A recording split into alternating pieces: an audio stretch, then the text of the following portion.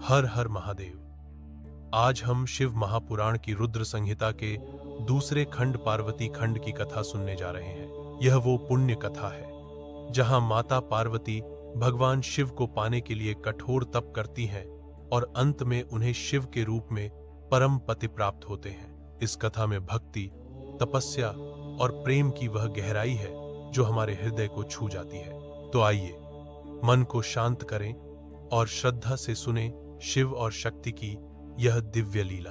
आप 8वां अध्याय काम की हार। सूत जी बोले, हे शिव। जब इस प्रकार प्रजापति ब्रह्मा जी ने कहा तब उनके वचनों को सुनकर नारद जी आनंदित होकर बोले, हे ब्रह्मन, मैं आपको बहुत धन्यवाद देता हूं कि आपने इस दिव्य कथा को मुझे सुनाया है। हे प्रभु, अब आप मुझे संध्या के विषय में और बताइए कि विवाह के बाद उन्होंने क्या किया। क्या उन्होंने दोबारा तप किया या नहीं? सूत जी बोले, इस प्रकार नारद जी ने ब्रह्मा जी से पूछा। उन्होंने यह भी पूछा कि जब कामदेव रति के साथ विवाह करके वहां से चले गए और दक्ष आदि सभी मुनि वहां से चले गए, संध्या भी तपस्या के लिए वहां से चली गईं, तब वहां पर क्या हुआ? ब्रह्मा जी बोले, हे श्रेष्ठ नारद, तुम भगवान शिव के परम भक्त हो, तुम उनकी लीला को अच्छी प्रकार जानते हो। पूर्व काल में जब मैं मोह में फंस गया तब भगवान शिव ने मेरा मजाक उड़ाया, तब मुझे बड़ा दुख हुआ। मैं भगवान शिव से ईर्ष्या करने लगा। मैं दक्ष मुनि के यहां गया। देवी रति और कामदेव भी वहीं थे। मैंने उन्हें बताया कि शिवजी ने किस प्रकार मेरा मजाक उड़ाया था। मैंने पुत्रों से कहा कि तुम ऐसा प्रयत्न करो जिससे महादेव शिव किसी कमनीय कांति वाली स्त्री से विवाह कर ले। मैंने प्रभु शिव को मोहित करने के लिए कामदेव और रति को तैयार किया। कामदेव ने मेरी आज्ञा को मान लिया। कामदेव बोले, हे ब्रह्मा जी, मेरा अस्त्र तो सुंदर स्त्री ही है, अतः आप भगवान शिव के लिए किसी परम सुंदरी की सृष्टि कीजिए। यह सुनकर मैं चिंता में पड़ गया। मेरी तेज सांसों से पुष्पों से सजे बसंत का आरंभ हुआ। बसंत और मलयानल ने कामदेव की सहायता की। इनके साथ कामदेव ने शिवजी को मोहने की चेष्टा की पर सफल नहीं हुए। मैंने मरुतगणों के साथ पुनः उन्हें शिवजी के पास भेजा। बहुत प्रयत्न करने पर भी वे सफल नहीं हो पाए। अतः मैंने बसंत आदि सहचरों सहित रति को साथ लेकर शिवजी को मोहित करने को कहा। फिर कामदेव प्रसन्नता से रति और अन्य सहायकों को साथ लेकर शिवजी के स्थान को चले गए। 9वां अध्याय ब्रह्मा का शिव विवाह हेतु प्रयत्न। ब्रह्मा जी बोले, काम ने प्राणियों को मोहित करने वाला अपना प्रभाव फैलाया। बसंत ने उसका पूरा सहयोग किया।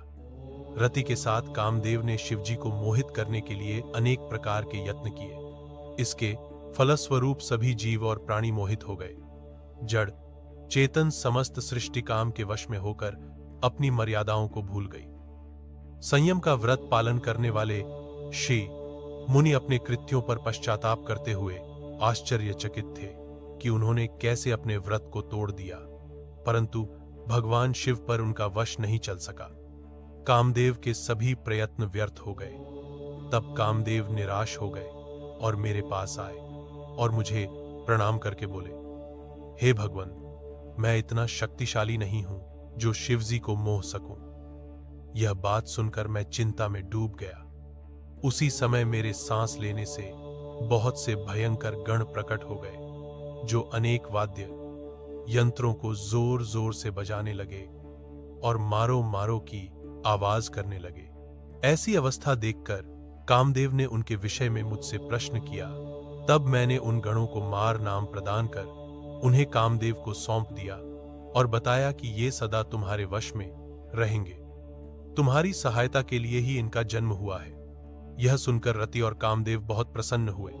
काम ने कहा, प्रभु, मैं आपकी आज्ञा के अनुसार पुनः शिवजी को मोहित करने के लिए जाऊंगा, परंतु मुझे यह लगता है कि मैं उन्हें मोहने में सफल नहीं हो पाऊंगा। कामदेव ने शिवजी को मोहित करने के लिए बहुत से उपाय किए, परंतु वे परमात्मा शिव को मोहित करने में सफल न हो सके।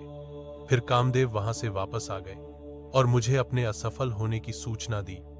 मुझसे कामदेव कहने लगे कि हे ब्रह्मन, आप ही शिवजी को मोह में डालने का उपाय करें। मेरे लिए उन्हें मोहना संभव नहीं है। 10वां अध्याय ब्रह्मा विष्णु संवाद। ब्रह्मा जी बोले, नारद, काम के चले जाने पर श्री महादेव जी को मोहित कराने का मेरा अहंकार गिरकर चूर चूर हो गया, परंतु मेरे मन में यही चलता रहा कि ऐसा क्या करूं जिससे महात्मा शिवजी स्त्री ग्रहण कर ले। यह सोचते सोचते मुझे विष्णु जी का स्मरण हुआ। उन्हें याद करते ही पीतांबरधारी श्रीहरि विष्णु मेरे सामने प्रकट हो गए। मैंने उनकी प्रसन्नता के लिए उनकी बहुत स्तुति की। तब विष्णु जी मुझसे पूछने लगे कि मैंने उनका स्मरण किस उद्देश्य से किया था। यदि तुम्हें कोई दुख या कष्ट है तो कृपया मुझे बताओ, मैं उस दुख को मिटा दूंगा। तब मैंने उनसे कहा, हे केशव, यदि भगवान शिव किसी तरह पत्नी ग्रहण कर लें, अर्थात विवाह कर लें, तो मेरे सभी दुख दूर हो जाएंगे, मैं पुनः सुखी हो जाऊंगा। मेरी यह बात सुनकर भगवान मधुसूदन हंसने लगे और मुझ लोक सृष्टा ब्रह्मा का हर्ष बढ़ाते हुए बोले, हे ब्रह्मा जी, मेरी बातों को सुनकर आपके सभी भ्रमों का निवारण हो जाएगा। शिवजी ही सबके कर्ता और भर्ता हैं। वे ही इस संसार का पालन करते हैं, वे ही पापों का नाश करते हैं। भगवान शिव ही परब्रह्म, परेश, निर्गुण, नित्य, अनिर्देश्य, निर्विकार, अद्वितीय, अनंत और सबका अंत करने वाले हैं। वे सर्वव्यापी हैं, तीनों गुणों को आश्रय देने वाले। ब्रह्मा, विष्णु और महेश नाम से प्रसिद्ध रजोगुण, तमोगुण, सत्वगुण से दूर एवं माया से रहित है। भगवान शिव योगपरायण और भक्तवत्सल है। हे विधे, जब भगवान शिव ने आपकी कृपा से हमें प्रकट किया था, उस समय उन्होंने हमें बताया था कि यद्यपि ब्रह्मा, विष्णु और रुद्र तीनों मेरे ही अवतार होंगे, परंतु रुद्र को मेरा पूर्ण रूप माना जाएगा। इसी प्रकार देवी उमा के भी 3 रूप होंगे। एक रूप का नाम लक्ष्मी होगा और वह श्रीहरि की पत्नी होंगी। दूसरा रूप सरस्वती का होगा और वे ब्रह्मा जी की पत्नी होंगी। देवी सती उमा का पूर्ण रूप होंगी, वे ही भावी रुद्र की पत्नी होंगी। ऐसा कहकर भगवान महेश्वर वहां से अंतर्धान हो गए। समय आने पर हम दोनों ब्रह्मा विष्णु का विवाह देवी सरस्वती और देवी लक्ष्मी से हुआ। भगवान शिव ने रुद्र के रूप में अवतार लिया। वे कैलाश पर्वत पर निवास करते हैं। जैसा कि भगवान शिव ने बताया था कि रुद्र अवतार की पत्नी देवी सती होंगी, जो साक्षात शिवारूप है। अतः तुम्हें उनके अवतरण हेतु प्रार्थना करनी चाहिए। अपने मनोरथ का ध्यान करते हुए देवी शिवा की स्तुति करो। वे देवेश्वरी प्रसन्न होने पर तुम्हारी सभी परेशानियों और बाधाओं को दूर कर देंगी। इसीलिए तुम सच्चे हृदय से उनका स्मरण कर उनकी स्तुति करो। यदि शिवा प्रसन्न हो जाएंगी तो वे पृथ्वी पर अवतरित होंगी। वे इस लोक में किसी मनुष्य की पुत्री बनकर मानव शरीर धारण करेंगी। तब वे निश्चय ही भगवान रुद्र का वरण कर उन्हें पति रूप में प्राप्त करेंगी। तब तुम्हारी सभी इच्छाएं अवश्य ही पूर्ण होंगी। अतएव तुम प्रजापति को यह आज्ञा दो कि वे तपस्या करना आरंभ करें। उनके तप के प्रभाव से ही पार्वती देवी सती के रूप में उनके यहां जन्म लेंगी। देवी सती ही महोदव को विवाह सूत्र में बांधेंगी। शिवा और शिवजी दोनों निर्गुण और परम ब्रह्म स्वरूप हैं और अपने भक्तों के पूर्णतः अधीन हैं। वे उनकी इच्छानुसार कार्य करते हैं। ऐसा कहकर भगवान श्रीहरि विष्णु वहां से अंतर्धान हो गए। उनकी बातें सुनकर मुझे बड़ा संतोष हुआ, क्योंकि मुझे मेरे दुखों और कष्टों का निवारण करने का उपाय मालूम हो गया था। 11वां अध्याय। ब्रह्मा जी की काली देवी से प्रार्थना। नारद जी बोले, पूज्य पिताजी, विष्णु जी के वहां से चले जाने पर क्या हुआ? ब्रह्मा जी कहने लगे कि जब भगवान विष्णु वहां से चले गए तो मैं देवी दुर्गा का स्मरण करने लगा और उनकी स्तुति करने लगा। मैंने मां जगदम्बा से यही प्रार्थना की कि वे मेरा मनोरथ पूर्ण करें। वे पृथ्वी पर अवतरित होकर भगवान शिव का वरण कर उन्हें विवाह बंधन में बांधे। मेरी अनन्य भक्ति स्तुति से प्रसन्न हो योगनिद्रा चामुंडा मेरे सामने प्रकट हुई। उनकी कज्जल सी कांति, रूप सुंदर और दिव्य था। वे 4 भुजाओं वाले शेर पर बैठी थी। उन्हें सामने देख मैंने उनको अत्यंत नम्रता से प्रणाम किया और उनकी पूजा उपासना की। तब मैंने उन्हें बताया कि देवी भगवान शिव रुद्र रूप में कैलाश पर्वत पर निवास कर रहे हैं। वे समाधि लगाकर तपस्या में लीन हैं। वे पूर्ण योगी हैं। भगवान रुद्र ब्रह्मचारी हैं और वे गृहस्थ जीवन में प्रवेश नहीं करना चाहते। वे विवाह नहीं करना चाहते। अतः आप उन्हें मोहित कर उनकी पत्नी बनना स्वीकार करें। हे देवी, स्त्री के कारण ही भगवान शिव ने मेरा मजाक उड़ाया है और मेरी निंदा की है, इसलिए मैं भी उन्हें स्त्री के लिए आसक्त देखना चाहता हूं। देवी, आपके अलावा कोई भी इतना शक्तिशाली नहीं है कि वह भगवान शंकर को मोह में डाले। मेरा आपसे अनुरोध है कि आप प्रजापति दक्ष के यहां उनकी कन्या के रूप में जन्म लें और भगवान शिव का वरण कर उन्हें गृहस्थ आश्रम में प्रवेश कराएं। देवी चामुंडा बोली, हे ब्रह्मा, भगवान शिव तो परम योगी हैं। भला उनको मोहित करके तुम्हें क्या लाभ होगा? इसके लिए तुम मुझसे क्या चाहते हो? मैं तो हमेशा से ही उनकी दासी हूं। उन्होंने अपने भक्तों का उद्धार करने के लिए ही रुद्र अवतार धारण किया है। यह कहकर वे शिव जी का स्मरण करने लगी। फिर वे कहने लगी कि यह तो सच है कि कोई भगवान शिव को मोहमाया के बंधनों में नहीं बांध सकता। इस संसार में कोई भी शिव जी को मोहित नहीं कर सकता। मुझ में भी इतनी शक्ति नहीं है कि उन्हें उनके कर्तव्य पथ से विमुख कर सकूं। फिर भी आपकी प्रार्थना से प्रसन्न होकर मैं इसका प्रयत्न करूंगी जिससे भगवान शिव मोहित होकर विवाह कर लें। मैं सती रूप धारण कर पृथ्वी पर अवतरित होंगी। यह कहकर देवी वहां से अंतर्धान हो गई। दक्ष की तपस्या। नारद जी ने पूछा, हे ब्रह्मा जी, उत्तम व्रत का पालन करने वाले प्रजापति दक्ष ने तपस्या करके देवी से कौन सा वरदान प्राप्त किया और वे किस प्रकार दक्ष की कन्या के रूप में जन्मी?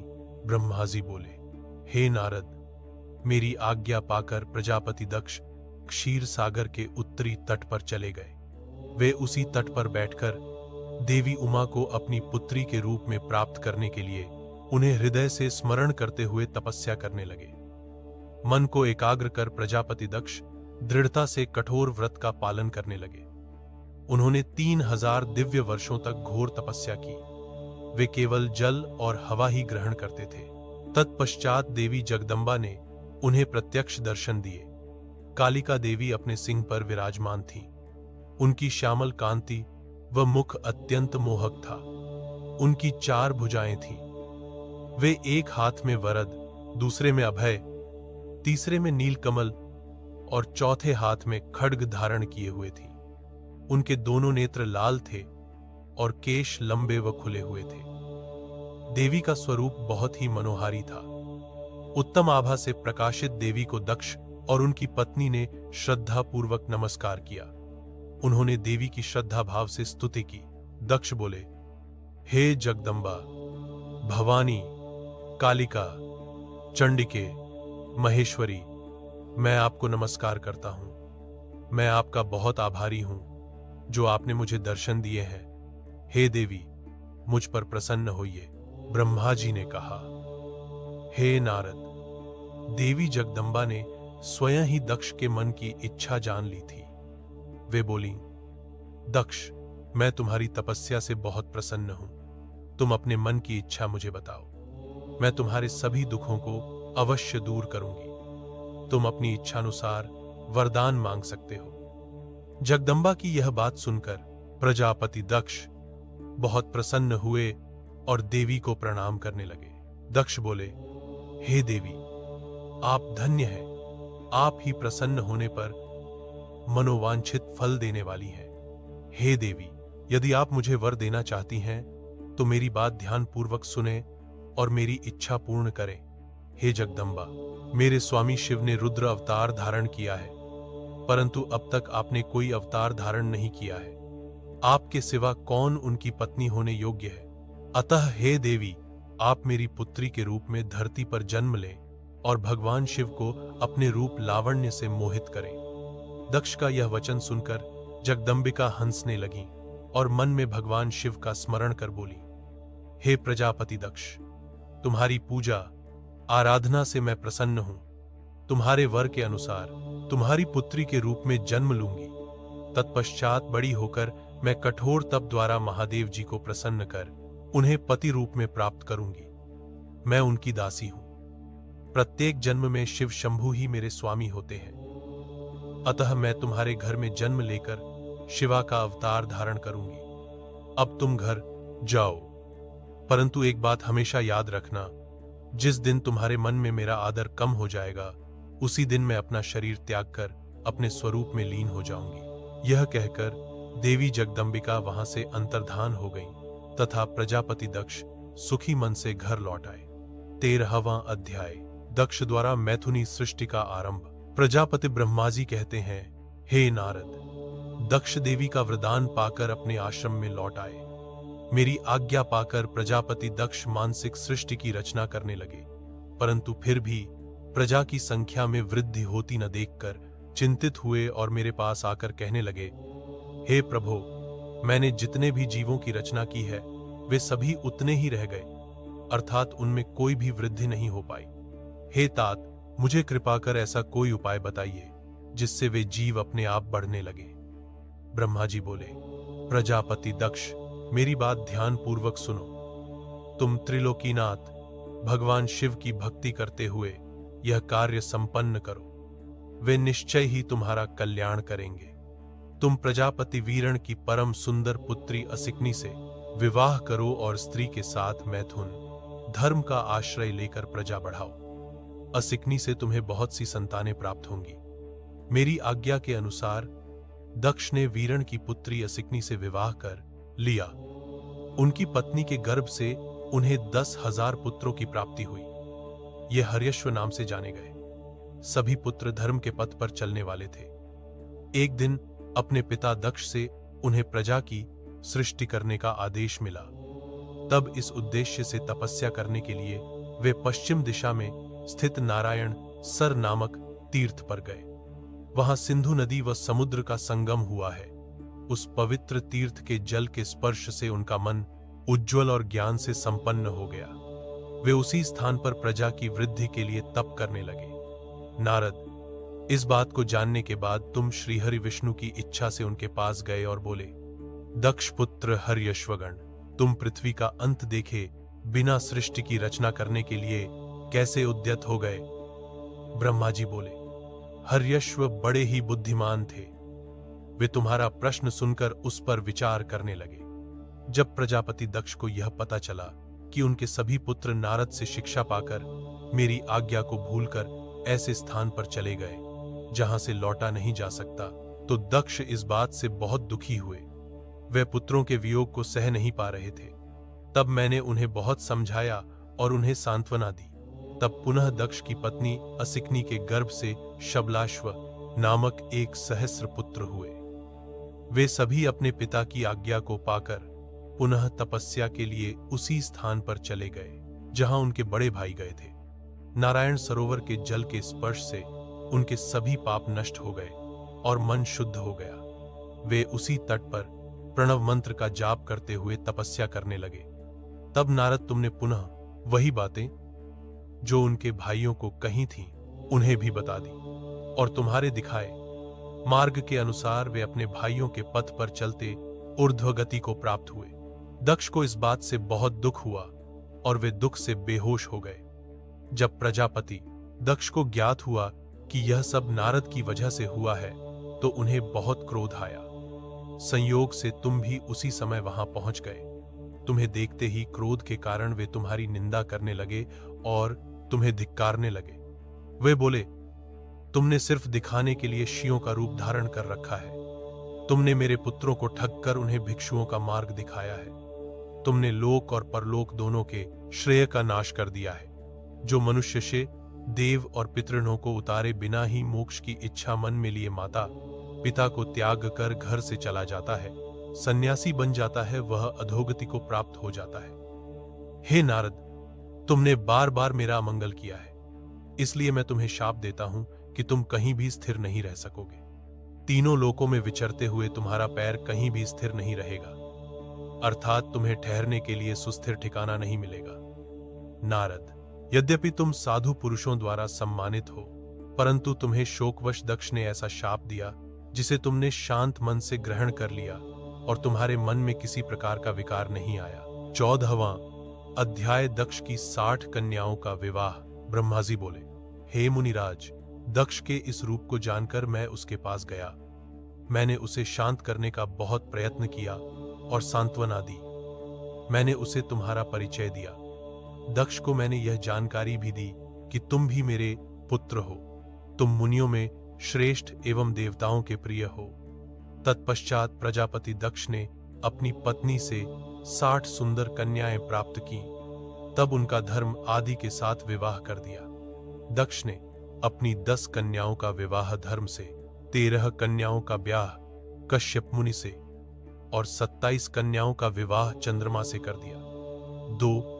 दो भूतागिरस और कृशाश्व को और शेष 4 कन्याओं का विवाह तार्क्ष के साथ कर दिया। इन सब की संतानों से तीनों लोक भर गए। पुत्र पुत्रियों की उत्पत्ति के पश्चात प्रजापति दक्ष ने अपनी पत्नी सहित देवी जगदम्बिका का ध्यान किया। देवी की बहुत स्तुति की।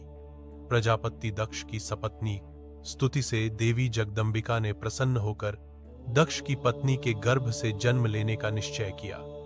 उत्तम मुहूर्त देखकर दक्ष पत्नी ने गर्भ धारण किया। उस समय उनकी शोभा बढ़ गई। भगवती के निवास के प्रभाव से दक्ष पत्नी महामंगल रूपिणी हो गई। देवी को गर्भ में जानकर सभी देवी देवताओं ने जगदम्बा की स्तुति की। 9 महीने बीत जाने पर शुभ मुहूर्त में देवी भगवती का जन्म हुआ। उनका मुख दिव्य आभा से सुशोभित था। उनके जन्म के समय आकाश से फूलों की वर्षा होने लगी और मेघ जल बरसाने लगे। देवता आकाश में खड़े मांगलिक ध्वनि करने लगे। यज्ञ की बुझी हुई अग्नि पुनः जलने लगी। साक्षात जगदम्बा को प्रकट हुए देखकर दक्ष ने भक्ति भाव से उनकी स्तुति की। स्तुति सुनकर देवी प्रसन्न होकर बोली, हे प्रजापते, तुम्हारी तपस्या से प्रसन्न होकर मैंने तुम्हारे घर में पुत्री के रूप में जन्म लेने का जो वर दिया था वह आज पूर्ण हो गया है। यह कहकर उन्होंने पुनः शिशु रूप धारण कर लिया तथा रोने लगी। उनका रोना सुनकर दासियां उन्हें चुप कराने हेतु वहां एकत्र हो गई। जन्मोत्सव में गीत और अनेक वाद्य यंत्र बजने लगे। दक्ष ने वैदिक रीति से अनुष्ठान किया और ब्राह्मणों को दान दिया। उन्होंने अपनी पुत्री का नाम उमा रखा। देवी उमा का पालन बहुत अच्छे तरीके से किया जा रहा था। वह बालकपन में बहुत सी लीलाएं करती थी। देवी उमा इस प्रकार बढ़ने लगीं जैसे शुक्ल पक्ष में चंद्रमा की कला बढ़ती है। जब भी वे अपनी सखियों के साथ बैठती, वे भगवान शिव की मूर्ति को ही चित्रित करती थीं। वे सदा प्रभु शिव के भजन गाती थीं, उन्हीं का स्मरण करती और भगवान शिव की भक्ति में ही लीन रहती। 15वां अध्याय सती की तपस्या। ब्रह्मा जी बोले, हे नारद, एक दिन मैं तुम्हें लेकर प्रजापति दक्ष के घर पहुंचा। वहां मैंने देवी सती को उनके पिता के पास बैठे देखा। मुझे देखकर दक्ष ने आसन से उठकर मुझे नमस्कार किया। तत्पश्चात सती ने भी प्रसन्नतापूर्वक मुझे नमस्कार किया। हम दोनों वहां आसन पर बैठ गए। तब मैंने देवी सती को आशीर्वाद देते हुए कहा, सती, जो केवल तुम्हें चाहते हैं और तुम्हारी ही कामना करते हैं। और वे युवा अवस्था में प्रवेश कर गई। उनका रूप अत्यंत मनोहारी था। उनका मुख दिव्य तेज से शोभायमान था। देवी सती को देखकर प्रजापति दक्ष को उनके विवाह की चिंता होने लगी। तब पिता के मन की बात जानकर देवी सती ने महादेव को पति रूप में पाने की इच्छा अपनी माता को बताई। उन्होंने अपनी माता से भगवान शंकर को प्रसन्न करने के लिए तपस्या करने की आज्ञा मांगी। उनकी माता ने आज्ञा देकर घर पर ही उनकी आराधना आरंभ करा दी। आश्विन मास में नंदा अर्थात प्रतिपदा, षष्ठी और एकादशी तिथियों में उन्होंने भक्तिपूर्वक भगवान शिव का पूजन कर उन्हें गुड़, भात और नमक का भोग लगाया व नमस्कार किया। इसी प्रकार एक मास बीत गया। कार्तिक मास की चतुर्दशी को देवी सती ने मालपुओं और खीर से भगवान शिव को भोग लगाया और उनका निरंतर चिंतन करती रही। मार्गशीर्ष मास के कृष्ण पक्ष की अष्टमी को वह तिल, जौ और चावल से शिवजी की आराधना करती और घी का दीपक जलाती। पौष माह की शुक्ल पक्ष सप्तमी को पूरी रात जागरण कर सुबह खिचड़ी का भोग लगाती। माघ की पूर्णिमा की रात भर वे शिव आराधना में लीन रहती और सुबह नदी में स्नान कर गीले वस्त्रों में ही पुनः पूजा करने बैठ जाती थी। फाल्गुन मास के कृष्ण पक्ष की चतुर्दशी तिथि को जागरण कर शिवजी की विशेष पूजा करती थी। उनका सारा समय शिवजी को समर्पित था। वे अपने दिन रात शिवजी के स्मरण में ही बिताती थीं। चैत्र मास के शुक्ल पक्ष की चतुर्दशी को वे ढाक के फूलों और दवनों से भगवान की पूजा करती थीं। वैशाख माह में वे सिर्फ तिलों को खाती थीं। वे नए जौ के भात से शिव पूजन करती थीं। ज्येष्ठ माह में वे भूखी रहती और वस्त्रों तथा भटकटैया के फूलों से शिव पूजन करती थीं। आषाढ़ मास के शुक्ल पक्ष की चतुर्दशी को वे काले वस्त्रों और भटकटैया से रुद्रदेव का पूजन करती थीं। श्रावण मास में यज्ञोपवीत वस्त्रों तथा कुश आदि से वे पूजन करती थीं। भाद्रपद मास में विभिन्न फूलों व फलों से वे शिव को प्रसन्न करने की कोशिश करती। वे जल ही ग्रहण करती थीं। देवी सती हर समय भगवान शिव की आराधना में ही लीन रहती थी। इस प्रकार उन्होंने दृढ़ता पूर्वक नंदा व्रत को पूरा किया।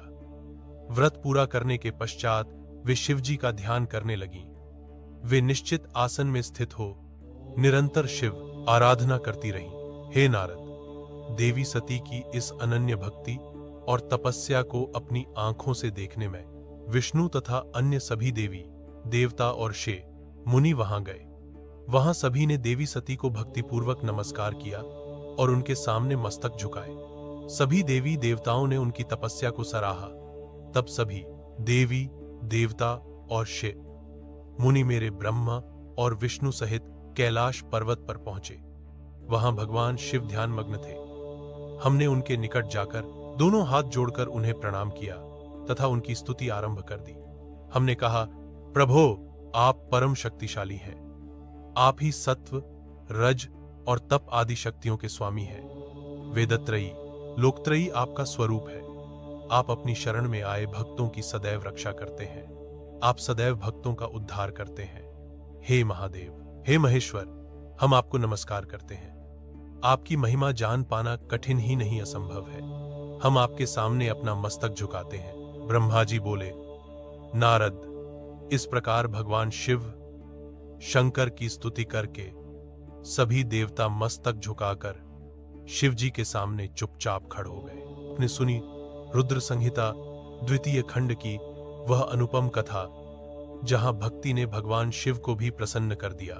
माता पार्वती का तप, उनका विश्वास और शिव की कृपा, यह सब हमें सिखाते हैं कि सच्चे मन से की गई साधना कभी व्यर्थ नहीं जाती। आशा है यह कथा आपके मन में भी भक्ति का दीप जला गई होगी। हर हर महादेव। जय शिव शंकर।